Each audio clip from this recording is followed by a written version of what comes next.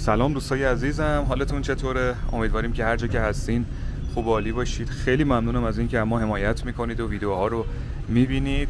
ما امروز اومدیم به جنوب غرب تهران به منطقه 10 به خیابون جیهون که تا به امروز ازش ویدیویی توی کانال نذاشتیم و الان هم داریم میرسیم به خیابون جیهون، تقاطع خیابون امام خمینی یا سپه قدیم و میخوایم تو این ویدیو خیابون جیهون رو به سمت پایین به سمت جنوب بریم و حال و هواش رو ببینیم و یه توضیحاتی هم بهتون بدیم.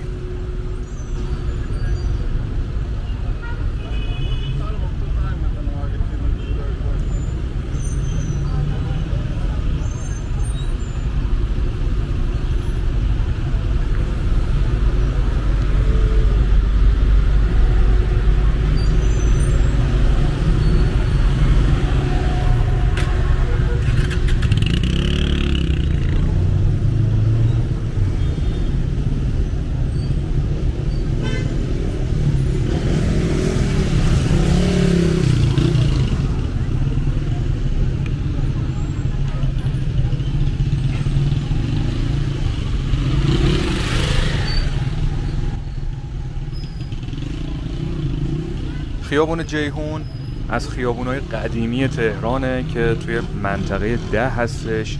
منطقه 10 یک منطقه فوق‌العاده پرجمعیت هست و طبق آماری که گرفتم حدود 400,000 نفر در این منطقه زندگی میکنن که حدوداً 120,000 خانواده میشه و از میانگین کلاً استاندارد شهر تهران این منطقه خیلی متراکمتر هستش و به همین دلیل خیلی از خونه ها در این منطقه کوچیکه، متراژهای کوچیک 30 متر 40 متر و تا دلتون بخواد 50-60 متر تو این منطقه میتونید پیدا کنید که یکی از دلایل خیلی در واقع تراکم زیاد این منطقه دسترسی خیلی خوبی که به جاهای مختلف تهران داره.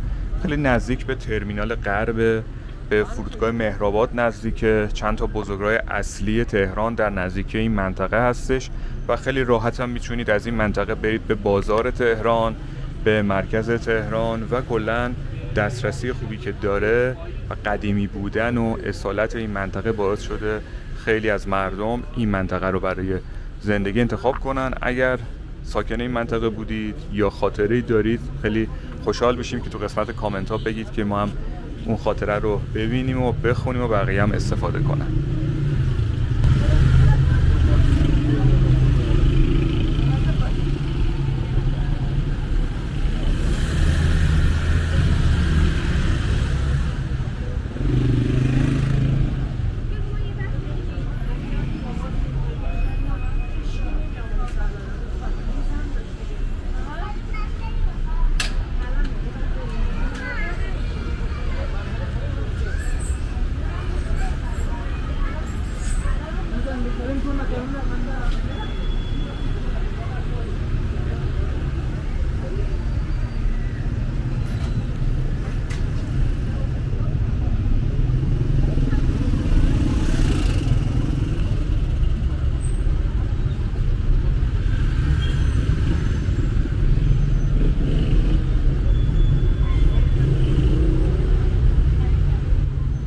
اینجا که میبینید خیلی شلوغ هست، حالا بهتون نشون بدم فلافل فروشیه. توی این منطقه خیلی فلافل فروشی بیاین میبینید، خیلی غذای محبوبی هستش. قیمت هم دارم نگاه میکنم 35,000 تومان 40,000 تومان هست هر ساندویچ که به دلار هم بگم مخاطب خارجی بدونن کمتر از $1 میشه، حدود 70-80 سنت میشه که برای خارجی اصلا چیزی نمیشه در واقع و برای خود ایرانی هم فلافل یه غذای خیلی محروم به صرفه هستش.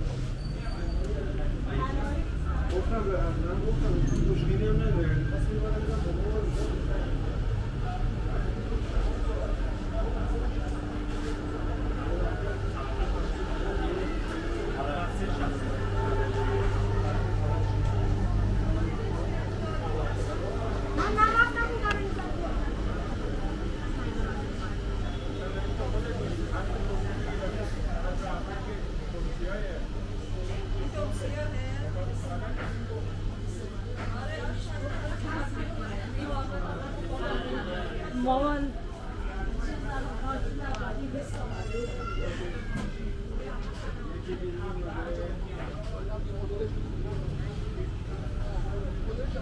راجع به قیمت خونه آپارتمان بهتون بگم. این اطلاعات رو خیلی دوست دارن و در واقع همیشه به ما میگن که ما این اطلاعات رو بهشون بگیم. خیابون جیهون یا کلا منطقه 10 میانگین قیمتی خونه، حالا این قسمت از خیابون جیهون رو بخوام بهتون بگم، از خونه‌های قدیمی متری حدوداً 45-50 میلیون تومان هست تا خونه‌های نوساز با امکانات خوب که حدوداً شاید 70 میلیون متری یا نزدیک به 80 میلیون تومان هم شاید گاهن باشه. به دلار هم بخوام بگم حدوداً از $800 شروع میشه تا $1200 میانگین قیمت خونه توی این منطقه هستش.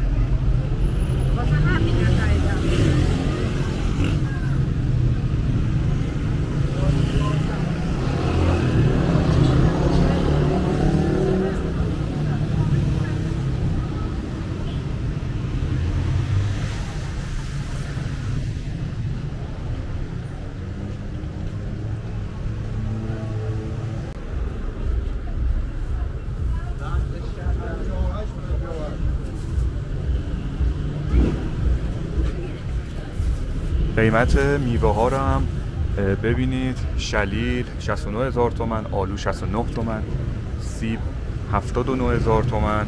قیمت ها رو هم ببینید، میشه حدوداً $1.20 تا $1.40 قیمت های میوه‌ای که اینجا الان هست. به ما بگید توی کشورتون یا شهرتون قیمت 1 کیلو شلیل یا 1 کیلو سیب حدوداً چقدر میشه. این اطلاعات خیلی میتونه هم به ما کمک کنه، هم به کسایی که کامنت ها رو میخونن میتونن که اطلاعاتی هم اینجوری بگیرن که تو شهرهای مختلف قیمت ها چقدره.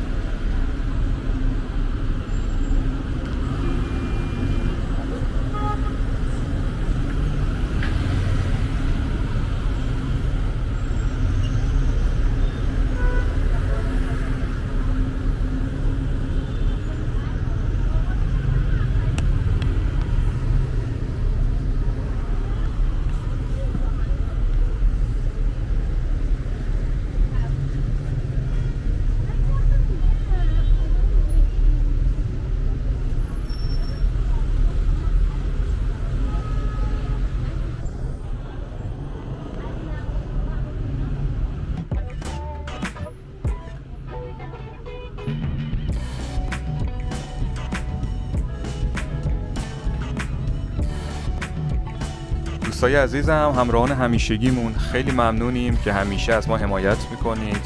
خیلی ممنونیم که به ما کامنت میدید، به ما انگیزه میدید و همه جوره از ما حمایت میکنید. حتما نظرتون رو مثل همیشه به ما تو قسمت کامنت ها بگید. هر جا هم که هستید براتون آرزوی موفقیت داریم. مواظب خودتون باشید. تا ویدیوی بعدی، خدا حافظ.